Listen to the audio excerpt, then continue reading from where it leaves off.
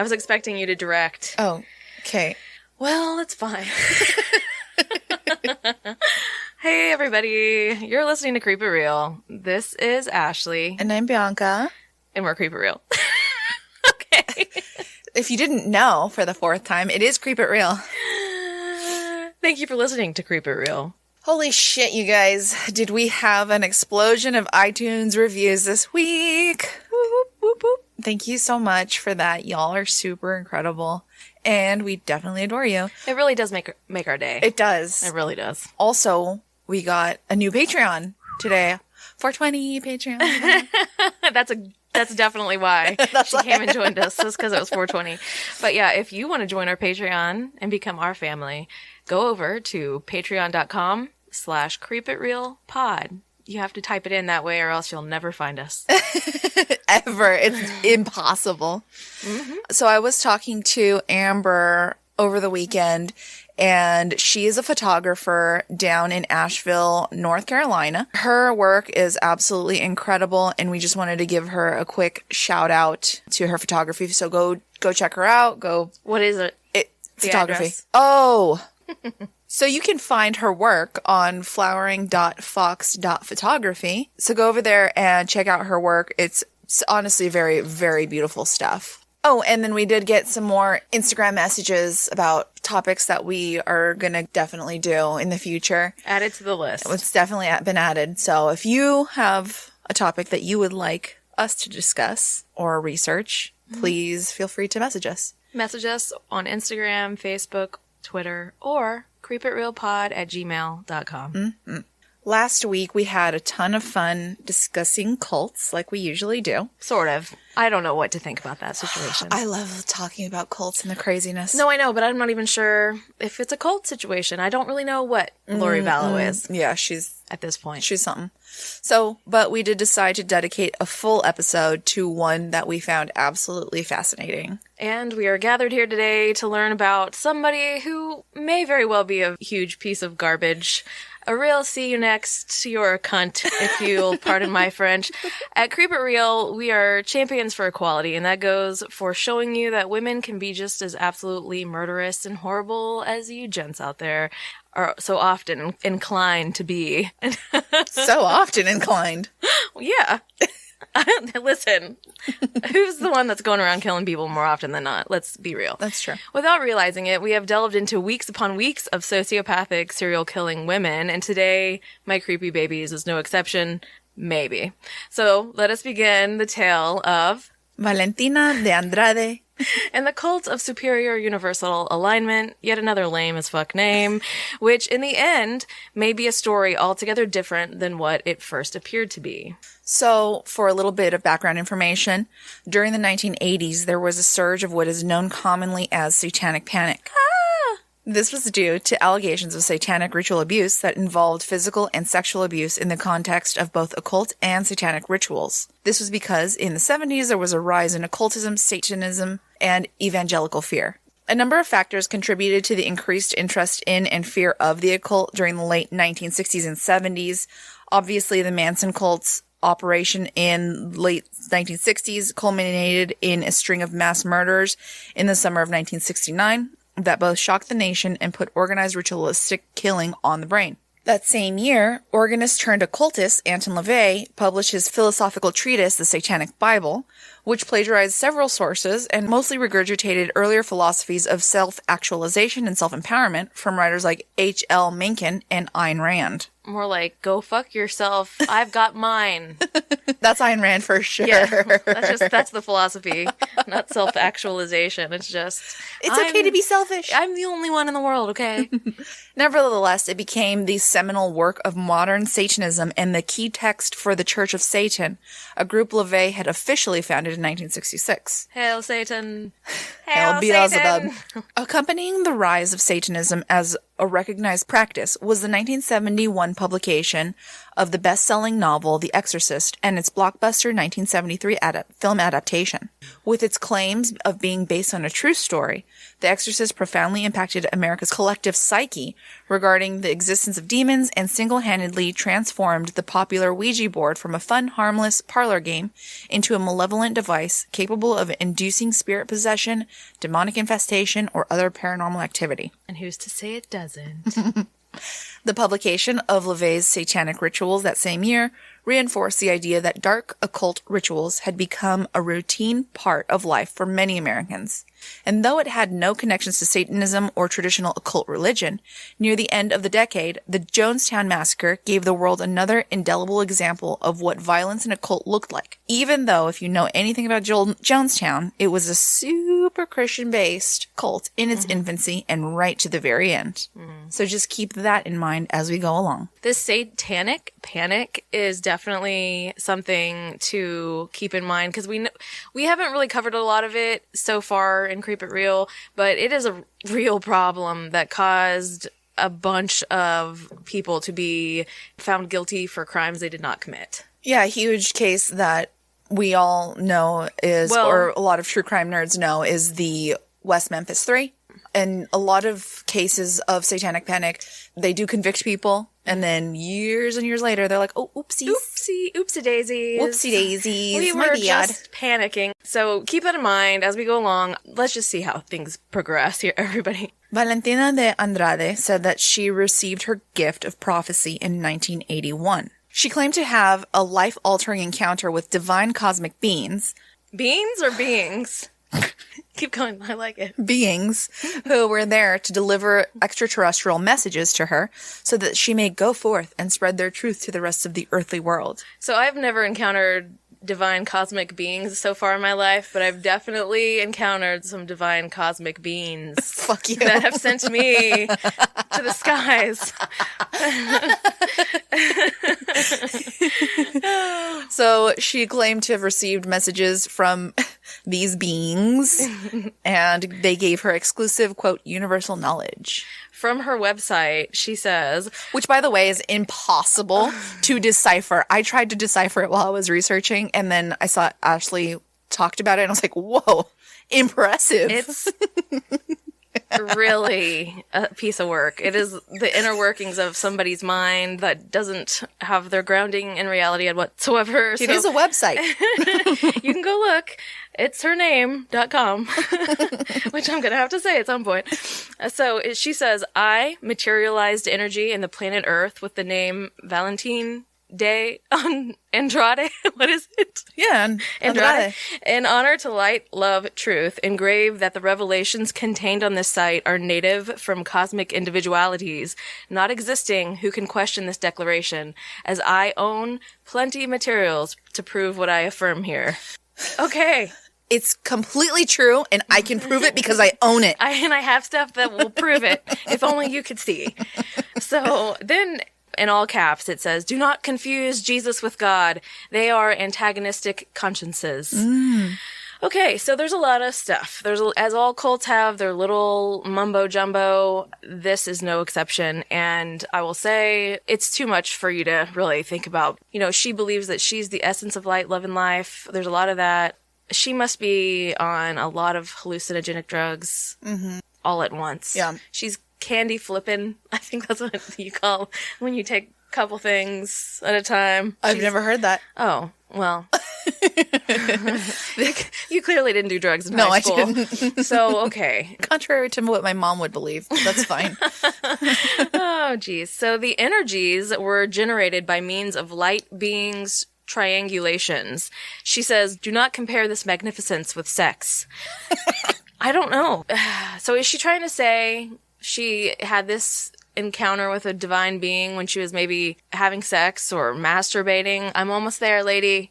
I'm 5 steps away. So 5 steps.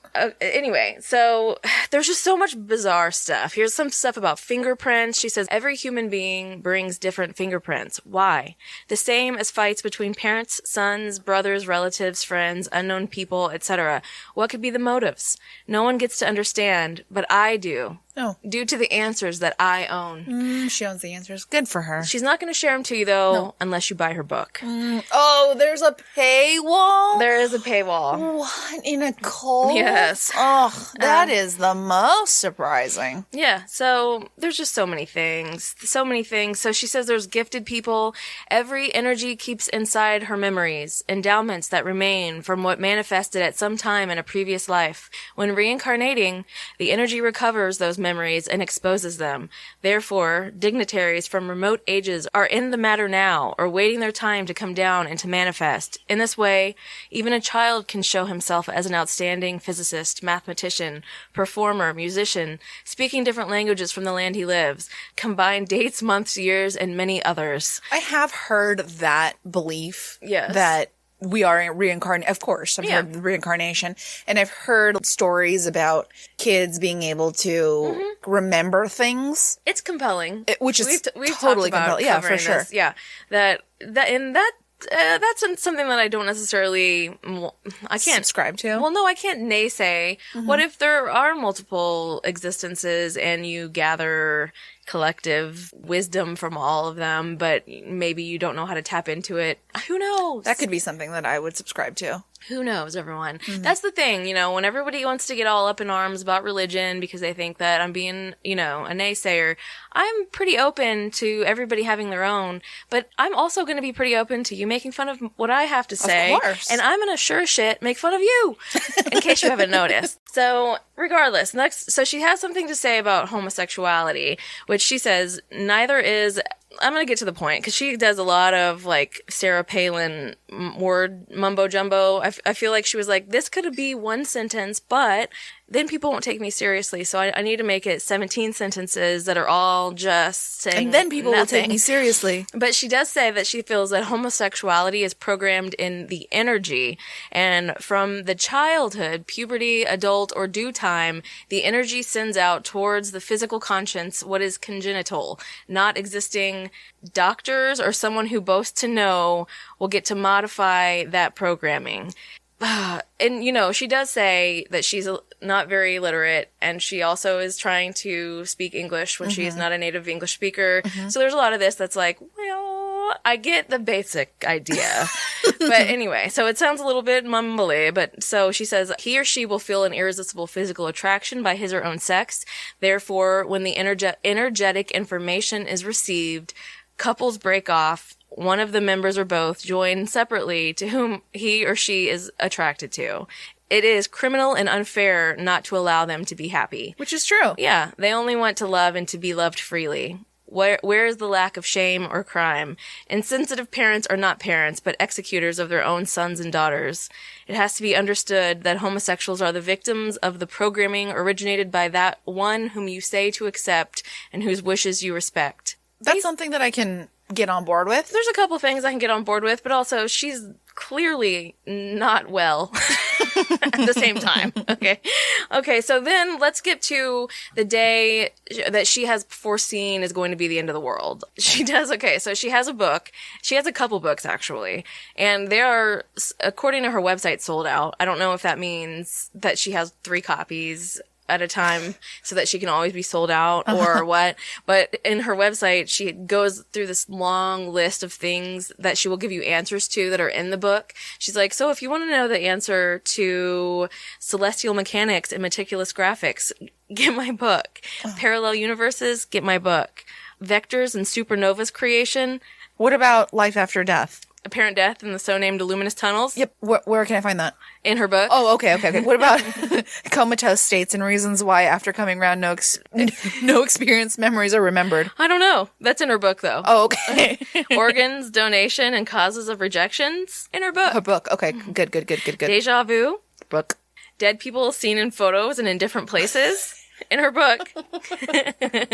Vanishing of objects, haunted houses, miracles. In her book. Oh, damn it. I was really thinking that was going to be another option here. Oh, my gosh. So all those things. Energetic experiences while sleeping. Oh, in her book. Okay. So all those things you can have the answers to if you get God, the Great Farce. Okay. Which is on Amazon, but it's sold out too. Sold out? Yes. Okay. I'm not sure why. Her neighbors are said to have found her quote-unquote talents of clairvoyance and fortune-telling quite remarkable, and she became a seer in the Amazonian town she lived in of Altamira. She embarked upon her mission to spread the information she had received and penned her book, God, the Big Farce, claiming that God does not exist and Jesus is an extraterrestrial.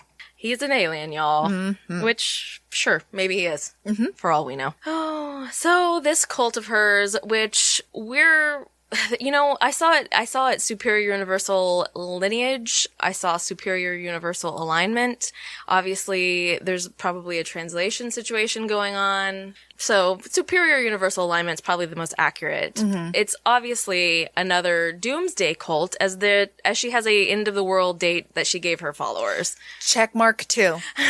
end of the world date. Okay, cool. Yep. And if this wait. Is there a compound? I'm not really sure. Okay. But if this sounds familiar, it's because the only cult with any kind of originality is ours. Clearly. Yeah. So she calls herself Mary Magdalene, who followed Jesus' steps to the cavalry.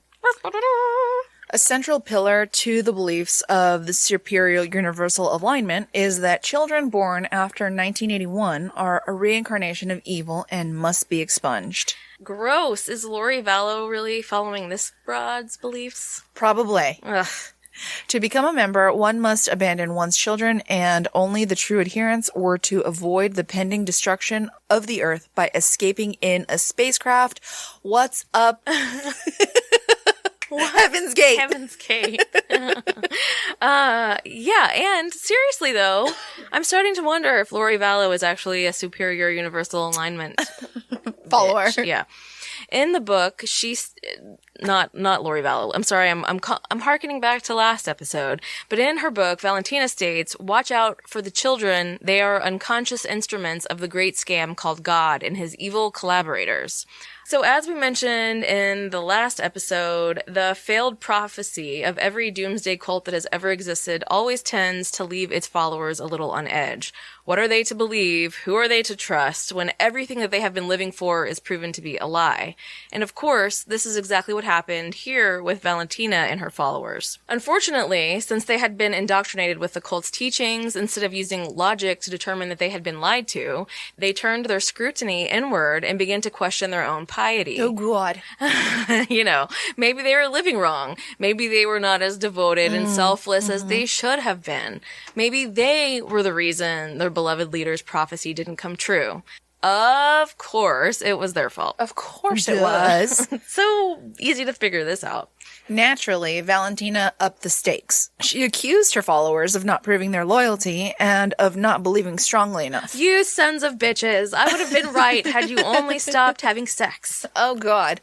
She told them that if they were to unequivocally demonstrate their adherence to her teachings, that the ship would finally come. And that's when the children began disappearing. Let's fast forward a bit. 2 years later, in 1989, young boys began to go missing in Pará and neighboring Maranhão. In total, 19 boys between the ages of 8 and 13 disappeared from 1989 to 1993. The boys had been raped, tortured, and stabbed to death, but the depravity did not end there. Their bodies were then mutilated, with organs and genitals having been removed. Many had been burned with cigarettes and other items and had gunshot holes riddling their bodies.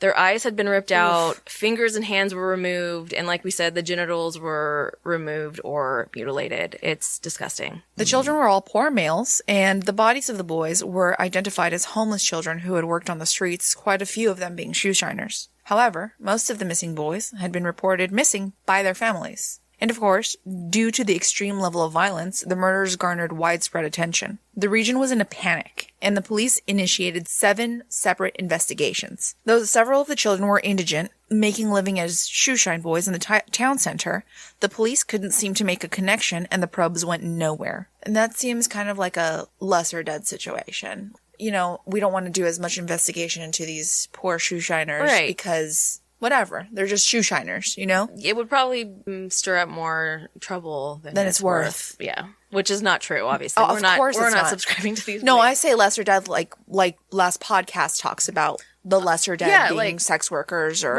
indigenous women or whoever, you know. Yes, obviously. Or not obviously, but definitely. So, the known victims included 3 boys who managed to escape, and they were a boy named Joseph, who was 8. He was attacked on August 2nd, 1989, after he left his residence and was enticed by a man. The boy was found hours later with injuries and signs of sexual abuse. There was Otoniel, 10, who on November 16th, 1989, was approached by a man who invited him to go eat mangoes with him. After a long walk, the man put a strong-smelling cloth over his face, making him pass out. When he woke up, he noticed that he was bleeding between his legs. Currently, he lives in Altamira with his mother and is undergoing psychological treatment. He underwent dozens of surgeries for genital implantation and reconstruction. Then there was Waldeclay, who was 9, and on July 23rd, 1990, a stranger invited him to help him get a kite down from a tree. In the woods, the man put a cloth over his face and made him pass out. He was castrated and then sexually abused. When he woke up, he went to find help. Like Otoniel, he also had to undergo several reconstructive surgeries and psychological treatment. And we'll talk a little bit more about those boys whenever we talk about the trial and they give their testimony, but it is absolutely horrific what they had to go through after their attack. Absolutely. The 6 boys who were murdered and whose bodies were later found were Alton Fonseca, who was 10 years old. On May 5th, 1991, a police report was registered about his disappearance. His remains were found 46 days later, and his body was taken to the morgue in Belém, but disappeared before it could be analyzed. Jordelay da Cunha, 13 years old. On January 1st, 1992, the boy socialized with an unknown individual at a site and then disappeared. His body was found days later naked, castrated, with signs of sexual violence, perforations, and burns. Then there was Ednaldo de Souza Teixeira, 12, who was killed on April 11th, 1992. His body was found beside an artesian well with signs of being beaten. There was then Janez da Silva Pessoa, 13. He was murdered on October 1st, 1992, while taking care of his family's cattle. His body was found days later, castrated with signs of sexual abuse and torture. He also had his eyes gouged out and his hands chopped off. Clebson Ferreira Caldas was 13 and found murdered on November 17th, 1992, naked, castrated, and showed signs of torture. Finally, there was Flavio Lopez da Silva, who was 10, went missing on March 27th, 1993. His body was found days later with signs of torture and injury to the genitals. He had human bite marks on his body and his glans penis cut off and his scrotum torn out. Oh my God. Why are there people out there like just why? This? Why?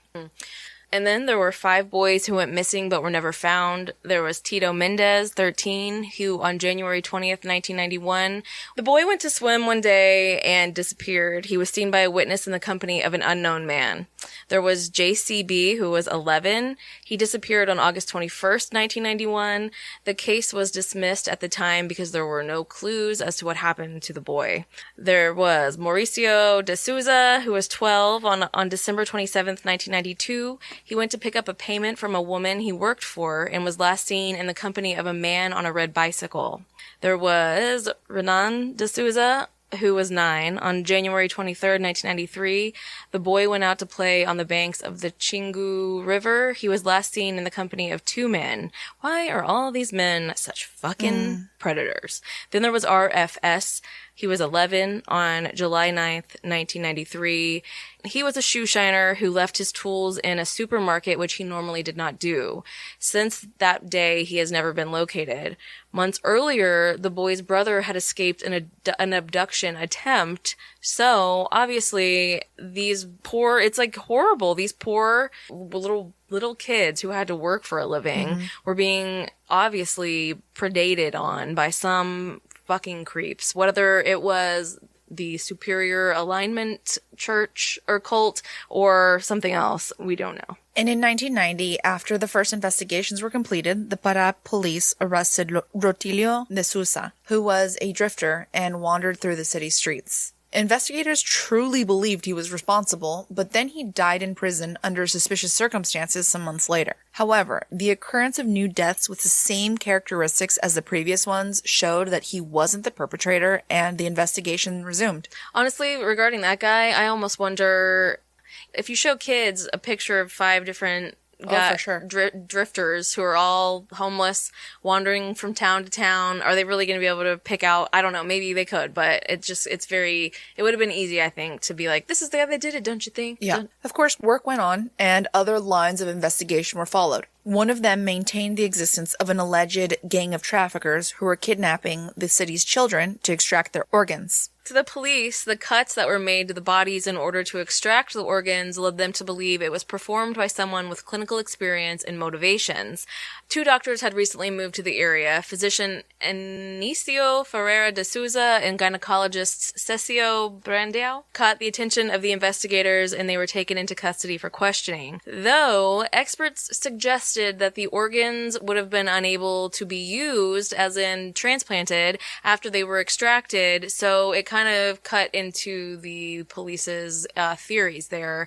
And without any proof that this wasn't the case, that they could be used, the 2 doctors were released from custody and the case went cold. Then, one day, the 9-year-old we talked about, Juan de Clay Piñero, miraculously escaped his captors. He identified them as multiple prominent members of society, among them a police officer, 2 physicians, the son of a wealthy land baron, and the boss herself, Valentina de Andrade. As you'd expect, this news absolutely shocked the community, and that was just the beginning. As the investigation developed, a grisly picture was painted about what had been going on within the cult. There were tales of ritualistic abuse, cannibalism, and the doctors of the group allegedly even removed the boys' organs to sell on the black market, like we just talked about. On April 6th, 1992, in Guaratuba, on the coast of Pará, Evandro Ramos Cateño, 7, disappeared in the short walk from his home to school. Days later, his body was found in a thicket without hair, hands, toes, or internal organs. Jeez. According to the investigation, they believed he had been killed in a black magic ritual, to which I would typically call bullshit, as we subscribe to no satanic panic around here. Ma'am. But in this case, I'll allow it Of course. because maybe that was going on.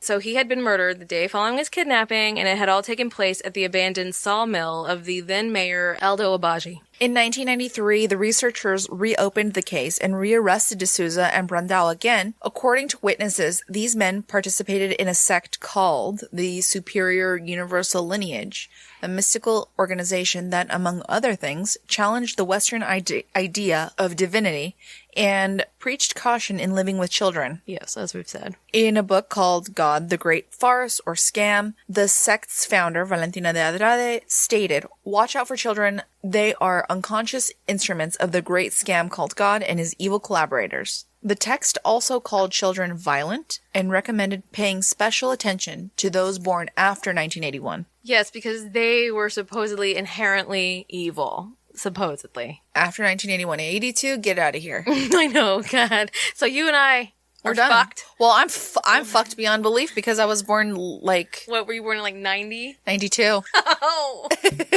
Oops. Okay. Due to its eccentric religious philosophy, the organization was investigated in Paraná for alleged involvement in the kidnapping and murder of Evandro Ramos Caetano in 1992. At that time, searches were carried out on Valentina's estate, where hoods and videos were found in which, according to the police, she said in a trance, "Kill little children." However, experts found that the expression used was actually, yes, but there are more experienced little children. I'm confused about that. I'm confused. I mean, I think there were videotapes of her saying one thing, but it is translated a little bit differently, or you can hear, like, certain words sounds like certain things. And we are, almost every single article that I found for this was in Portuguese. So being translated, and then I'm trying to translate that translation because some of it is a little hairy. So who the heck really knows what they exactly mean when they said it was found that what she really said was, right. Yes, but there are more experienced little children. Those were 2 definitely different sentences. Kill the little children, or Yes, but there were more experienced Yeah, you know little what? children. In Spanish, it's very different. Now that I'm thinking about what kill little children, and there are more experienced little children, like, there are more experienced little children is obvious. But in Portuguese, I'm not fluent in Portuguese. I just can understand it. I don't know what that sentence would be. I just wonder, are they just trying to say translated because it was hard to actually hear her? And so it's like when someone has an EVP video and, you know, people are like, it says this. You've already put it in their mind, so who knows? So, of course, it's going to sound like that. Or she maybe just had a good lawyer in this case. Who knows? Well, anyways, regardless, in view of this, the material was disregarded, and Valentina's name was removed from the judicial inquiry. She claimed to have never worked with the organization in Brazil and had visited Altamira only a few times, the last time being in 1987. Oh, distancing herself from the cult, I see. That's a new trick. Well, Listen, okay. I'll never distance myself from you. Neither will I. So at the time, police also arrested the mayor's wife, Selena, and her daughter, Beatrice, who admitted that they had ordered the ritual to bring fortune and justice to the family. Eder Mauro, who led the investigation, said that he had gathered enough evidence that indicated that there was indeed a link between the deaths of the boys and black magic rituals. But any religious person is probably going to say that. And even in a country that's as tied to Santeria as Brazil would be, it's a huge Catholic community, right, too. Although investigation had several flaws, no autopsies were performed on the corpses, no forensic examinations were performed on the body locations, and there was no direct evidence connecting any of the accused to the crimes. Those are slightly huge issues. Like smallly huge. Eventually, on September 6th, 1993, the indictment was accepted by the prosecutor and the complaint was forwarded to the judiciary, where it was accepted by Judge Orlando Arefano. Valentina and 6 others were indicted for their crimes. So, who were these people? Anicio Ferreira de Sousa was a doctor and a spiritualist. He was accused of doing the castrations. Witnesses claimed to have seen him praying to the, quote, God of Darkness. And according to police, as not to arouse suspicion, the doctor treated residents of the region for affordable prices. He also provided free housing, as well as making campaigns to raise donations to help needy families. Holy shit. Was he just a really nice guy? Or was he covering for something? Or was he like Pablo Escobar, who did the same thing? Yeah. Cecilio Brandão was the doctor that we spoke about. He was indicted based on witness testimony and also alleged to have done the castrations. He had a temporary arrest issued on July 9th, 1993, which was later converted to a preventative one. He remained in a Belém prison for 2 years until he obtained a habeas corpus to await trial in freedom. Then there was Amailton Madeira Gomes, who was the gay heir to several farms and gas stations. According to investigators, it was him who attracted and raped the boys. Oh, Jesus Christ. Okay with that homophobia, I'm guaranteeing. Witnesses claim to have seen him with a blood-stained shirt upon the disappearance of one of the victims, which... I mean, if you're me, sometimes you are covered in blood. Sure. Why are you covered in blood? Well... Oh, well, that's true. Then there was Carlos Alberto Santos Lima, who was a military policeman and working as a security guard at a gas station belonging to Gomez. According to investigators, he himself confessed to being part of the criminal group. Then there was Aldenor Ferreira Cardoso, another military policeman, also accused of providing security to the sect. José Amadeus Gomez, Amailton's father, accused of masterminding the murders committed by the doctors. And according to police, he practiced the rituals for financial gain, like we just spoke about. And clearly, Valentina de Andrade, who was the sect leader and intellectual mentor for the homicides. At the time, she was 75, and she faced up to 100 in prison. Among the defendants, only José Amadeus Gomez and Valentina de Andrade had no pretrial detention and were allowed to walk free until their trials. Which, I wonder why. I do too. I mean, I was going to say because they had money, but the doctors probably had money too. I don't know. Due to the nature of the complaint, the court case against the 7 defendants was referred to the jury. The Brazilian Constitution establishes that it is up to this court to adjudicate cases involving intentional crimes against life. However, in order to reach the trial stage, the law states that the complaint must be approved in what is called the investigation stage, where the target of the trial is not the accused party, but more so evaluating what evidence the prosecution has to present in the trial. So in this investigation phase, it went on for quite a while and was quite controversial. On several occasions, there were decisions that were made in Altamira that were revoked at higher levels, leading to the process being put on hold and then resumed multiple times. 3 different judges participated in this phase. Take it away, Bianca. Orlando Arifano, Roberto Vieira, and Hernane Ferreira Malato. On September 10th, 1993, the complaint against the 7 accused was offered to the judiciary. The then responsible for the 3rd Criminal Court for the District of Altamira, Orlando Arifano, accepted the complaint and initiated the investigation phase, calling for testimony from the witnesses and informants. Among the witnesses summoned was Duilio Nolasco Pereira, former husband of Valentina de Andrade and owner of a hotel in Altamira. On November 30th, 1993, Duilio testified to seeing Valentina in town touring with a group of friends in 1986. What also caught his attention was the way these, quote, friends revered the way she sat or got up. What does that mean? I don't know. It's kind of like the way I look at you, Ashley. Another witness, 74-year-old Agostinho Jose de Costa, testified that he saw the doctor, Cecil Brandão, leaving one of the locations where a victim was found carrying a knife covered in blood. Interesting. Detective Mauro also found the fact that a maid of one of the doctors who was to testify as a witness in his trial ended up mysteriously dying during their investigation. She reportedly had witnessed some rituals and was set to be a witness for the prosecution. According to another witness, Edmilson Jasilva Frazão reportedly attended a satanic cult at de Sousa's house in 1991 where he saw Valentina. Gosh, it's hard to tell what is panic and what is truth. I completely agree. And sometimes it really might be both. I don't know. Right. Okay. So while former members of Superior Alignment did testify that there was no ritualistic crime or kidnapping that took place in the cult, they did accuse Valentina of having committed coercive persuasion. So like Marilyn Manson? Nope, not that one. Charles Manson. Marilyn Manson did persuade all of us to get down to his music. The beautiful people. The beautiful people. Charles Manson, yes. Which actually, the reason I even started reading about this cult was because I was reading about Charles Manson a little bit, and it was like a segue, like, hey, there's actually a woman who's way more horrible. So, is she? I'm not sure. But yes, that's what they're claiming, is that she had committed coercive persuasion and had forced couples to turn their babies and children over to childless couples or other family members so that they themselves could leave the planet on the incoming spaceship. They said she told them that these children were, quote, negative energies and had advised them that they needed to be left behind. Left behind.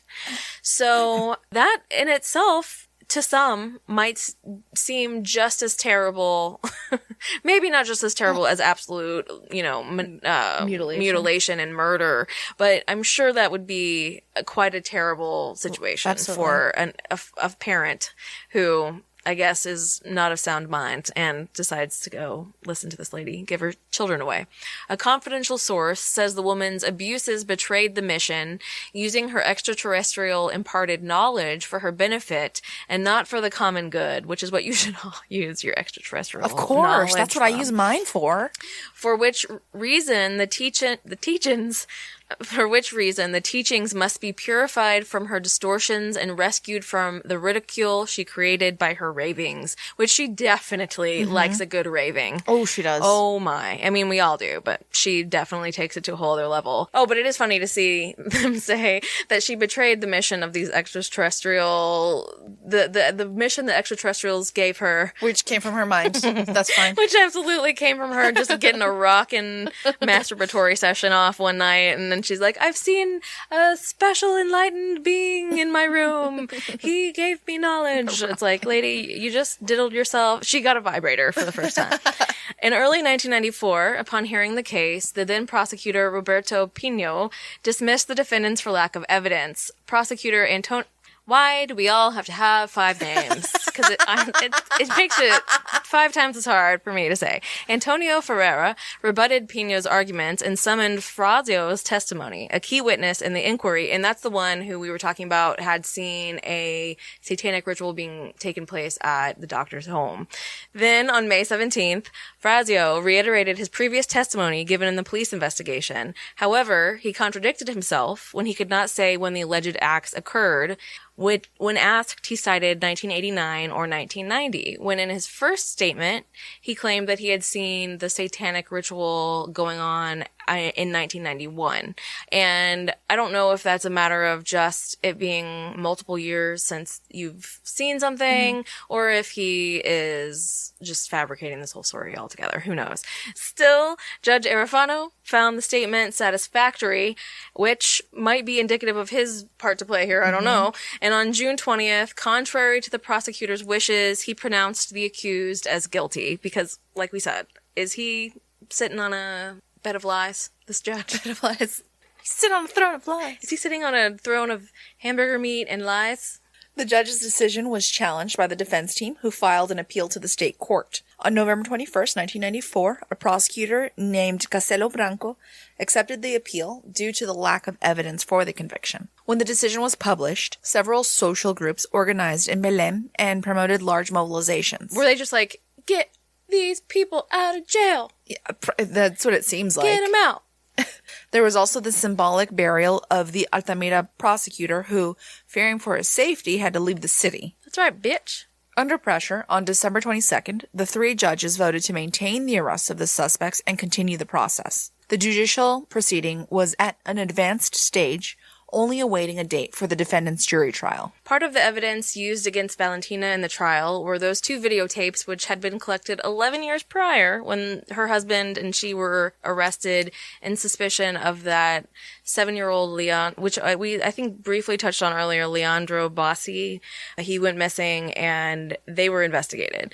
In addition to another little boy that had gone missing at the time, because I think you talked about that. So, however, just as nothing really amounted from the tapes 11 years prior, nothing came from them the second time around either, because those tapes obviously were just some home videos of them doing some little ritual that clearly wasn't them sacrificing a child. Right. Yes. They couldn't even make out what they were saying clearly. So another one of the highlights of the first session was the reading of excerpts from Valentina's book, which understandably her lawyers did not want to be read in court because it was a little bit batshit crazy. Nevertheless, To use the technical term. Nevertheless, the judge found it pertinent to the trial, obviously, because, there's some of the stuff in here is definitely makes it seem like it could be the case that these cult members are the ones that were mutilating and murdering boys. So the investigator testified that the book cited spells that would be performed with children's genitals. Oof. He says the book says that this kind of magic brings progress, wealth, and health to practicing people. And so if you've ever done any reading into black magic or the occult and rituals that could be done, there are fucked up things that are included in genitals, blood from genitals, It's all about genitals. There's so much genitals. And we kind of talked about it on maybe Bohemian Grove, maybe Franklin. Which I believe. I mean, there's like masturbating to a sigil and like if you're a man. Well, I guess both, right? Masturbating to a sigil. I mean, there's so much weird. Not that masturbating to a sigil isn't, What are you trying to say? I don't know. If you want to masturbate to a sigil, everyone, go ahead. Masturbate to a sigil. We're not judging you about it. But if you're using children's genitals to cast a spell, I'm going to judge you a little bit. I'm judging you a lot.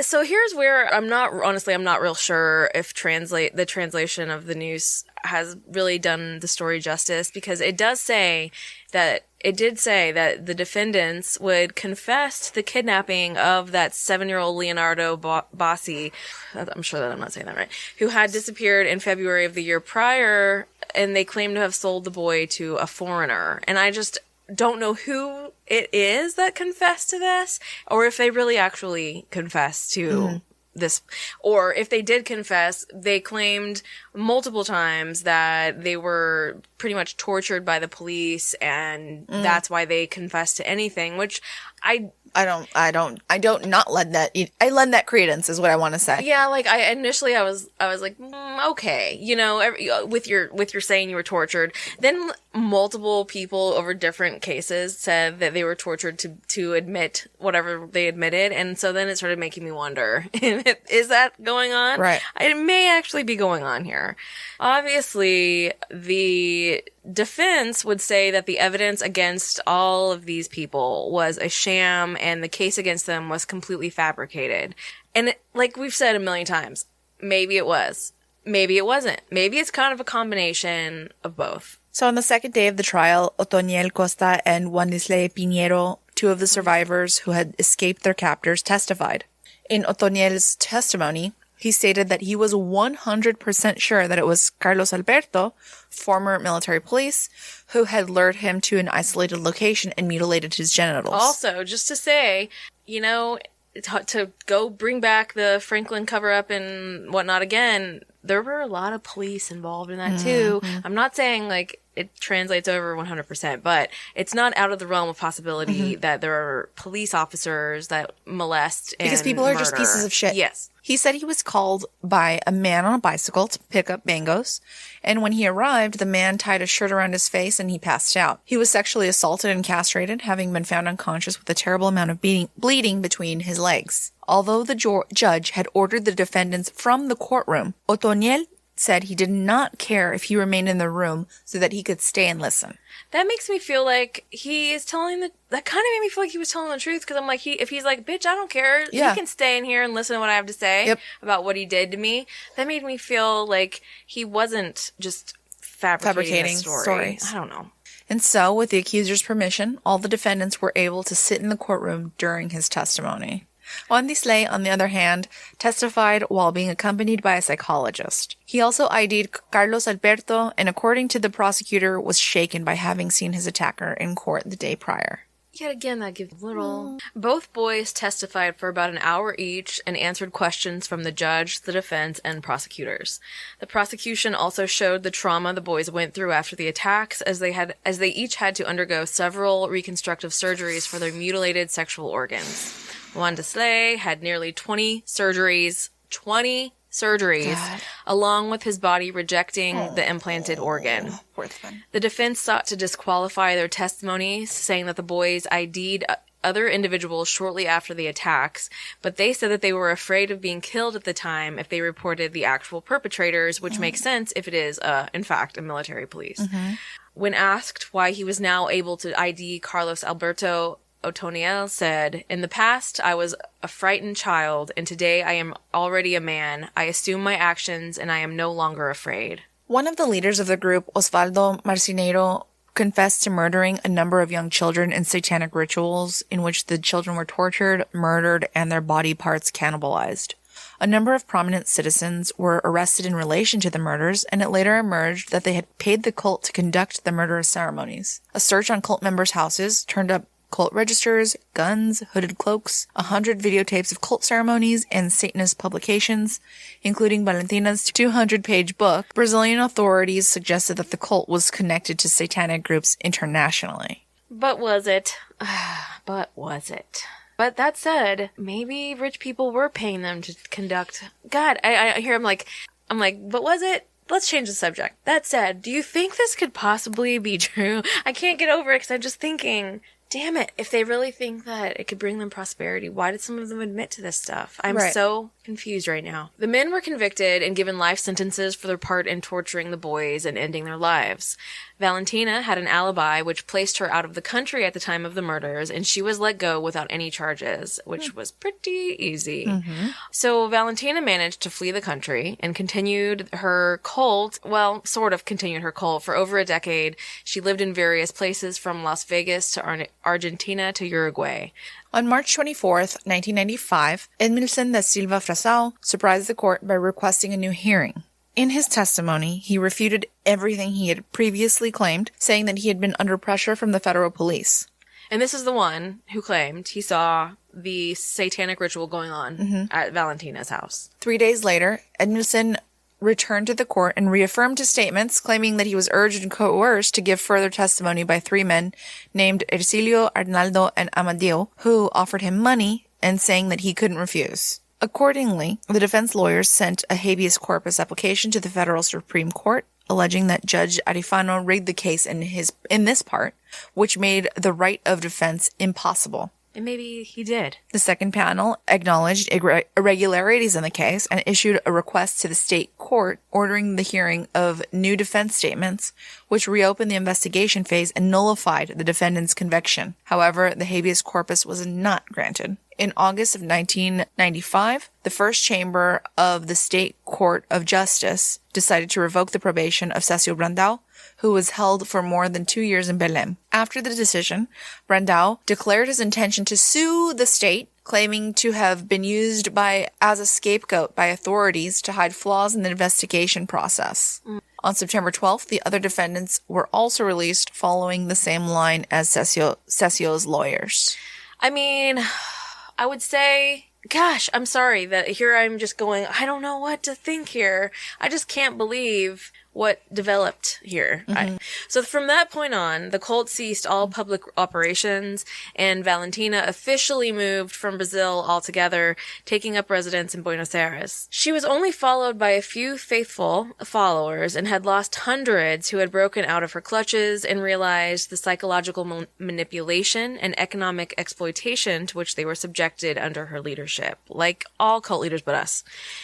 In the least surprising aspect of the story, she continues to preach to a flock of clearly disillusioned individuals who do not care about the part that she may or may not have played in the murders of a horde of young boys in the late 80s and early 90s. Some other little gems from her website. She has a biography on there. Oh my gosh, I read this too, and I was like, girl, you did not have to go that like that. She's like a high school girl. This is playing the MASH. funniest thing, because this is what I was reading, and I was like, girl, I don't know, nobody asked. Nobody accused you right here. She says, but go on. I am an extrovert, loyal, real, affectionate, and discreet person that knows when to talk, listen, and keep it to myself, which made hundreds of people not to hesitate in opening their hearts to me, being able to think in a loud voice with me. I have got a childlike personality. I think that it is because I was never able to live as a child, as I grew up unknowing what it is usual to children. Toys, dolls, bicycles, and others. Here's where it's like, girl. Okay? Woe is me, like every other person I hear. Never during my turbulent life did I practice a single act of evilness or something that could disturb my conscience. Not one. In coming up from this calm, I maintain the assertion of my unquestionable dignity. False accusations flood me into terror. Ugh. These were not absent since my childhood. Respect and education are part of my nature, and I implement them constantly. Something rare to see nowadays. Jesus, toot your own horn. Oh my God, much? pat yourself on the back. I stand open-mouthed when hearing strong words said without any decency by young people, and frequently by senior people too. Even on television. Even there? A few months ago, I could describe myself as a healthy woman, and so I look like. But I am under medical care in several specialties, including a surgery that had not been it would have been unnecessary. Not sure what she's saying. As fun, I like swimming, dancing, singing, playing solitaire, squash, and volleyball. My friends, LUS, which is her cult, laugh at me when I mention how old I am. It is certainly apparent, as dynamism, I have much of it, or I had, something that I will recover soon. I thought I was born only to be a housewife, mother, and wife, but destiny conjugated a parallel of different ways. In my house, everything is in order, clean, and full of flowers, the kitchen being my favorite place. What exactly is full of flowers? And why are you talking about the cleanliness of your house? What are you talking about? I took from Mother Life what I considered bad, and I stored it up to remember that it has not to be practiced. I never betrayed, not even in thoughts. Lovers? ? Neither did I have them, because I consider this as a negative factor. Didn't she have a husband? At one point. Maybe Isn't that a lover? Maybe that was before she had her divine interception. And the union has no sense. The separation will be better. So she definitely thinks sex is a negative, as we already saw. Don't confuse this bliss with sex. But the readers will ask, is Valentina the way she says? I am not who says that, but those who know me well and with whom I agree. Yes, I am this way, and I do exist. Lord. To exist does not mean to be able to think. No, clearly not. To exist is to be. And to be is not an emotional question, but a way of behavior. One of the strongest faults is to feel myself greatly ashamed of others. I am incorruptible. I refused to accept when I was tempted to be corrupted and extorted. This caused big moral and financial damages to me. But I won, and I shall win. Blah, blah, blah, blah, blah. So then she's going on about her trials and tribulations. So countless medical examinations, tests, and studies by psychologists, men and women, honest and arrogant psychiatrists, humiliations, anguishes, discrimination, disease, surgical operation, threats and attempted murder against my person, attempt to invalidate the decision of the people's voice, honorable jury, the wish of turning me into a prostitute, and much, very much more. Tens of lawyers, oral trial, and reappearance of the truth, verdict of not guilty. What in the fuck are you talking about? What the fuck, dude? Liberation, love, victory. What in the fuck? Kind of, She is on some drugs and decided to write her manifesto. What? Okay. It just doesn't make, No. I mean, it's coherent, I guess. Slightly. Like, you can understand the words of it. Sort of. But what? I don't know. I feel like Charlie Day wrote this. Dayman. So now we're going to move on to the twist of this story. After the conviction of the 4 men for the murders of the boys, police arrested Francisco das Chagas Rodrigues de Brito, a Brazilian mechanic who happens to also be a serial killer. Just so happens. He confessed to killing 42 boys between 1989 and 2003. What the fuck? That's a lot of boys. That's a lot of boys. In 4 years. In the same area in which these murders were happening. And disappearances. He was arrested in 2004 after neighbors in São Luís reported a terrible stench coming from his ramshackle home. Officers arrived and began to dig up his dirt floor, where they discovered the decaying bodies of 2 boys, one a 4-year-old named Daniel and another boy he called Diego. According to police, Chagas quickly admitted his guilt in the murders, along with that of at least 18 other young boys.